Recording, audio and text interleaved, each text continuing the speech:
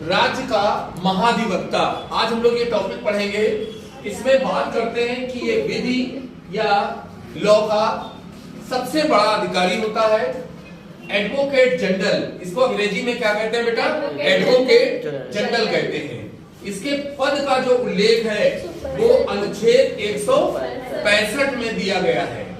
ये विधिक अधिकारी होता है, यानी कि राज्य स्तर का सबसे बड़ा अधिकारी माना जाता है।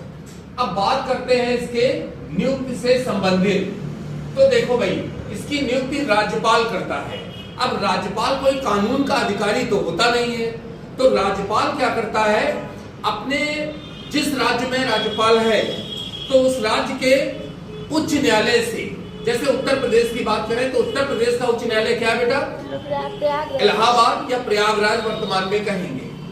अब इसकी खंडपीठ लखनऊ है, यानी कि आप अगर इलाहाबाद नहीं जाना चाहते हैं तो अपने केस के मामले की सुनवाई जो है आप लखनऊ में भी करा सकते हैं। तो उस हिसाब से राज्यपाल जो है उन 31 न्यायाधीशों से सलाह मशवरा करके तब भाई राज्य के महाधिवक्ता की नियुक्ति करता है।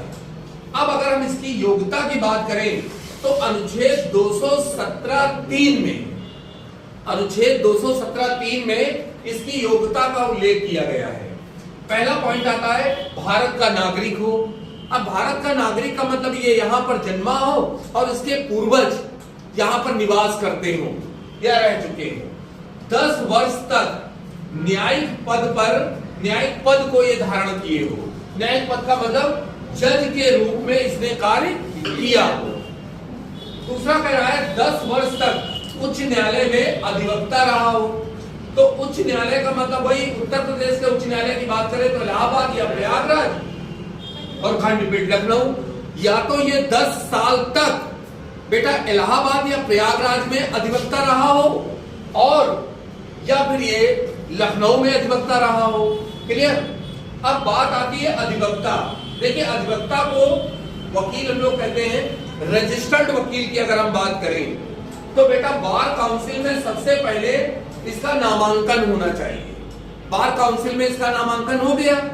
अच्छा, फिर उसके बाद इसे चाहिए होता है क्या? COP number. सीओपी का फुल फॉर्म होता है कोर्ट ऑफ प्रैक्टिस। क्या होता है? कोर्ट ऑफ प्रैक्टिस के लिए हमको एक बार काउंसिल ऑफ इंडिया जो है एक रजिस्टर्ड नंबर देती है। वो नंबर आपको कैसे मिलेगा? वो नंबर आपको मिलेगा AIBE के एग्जाम को पास करने के बाद।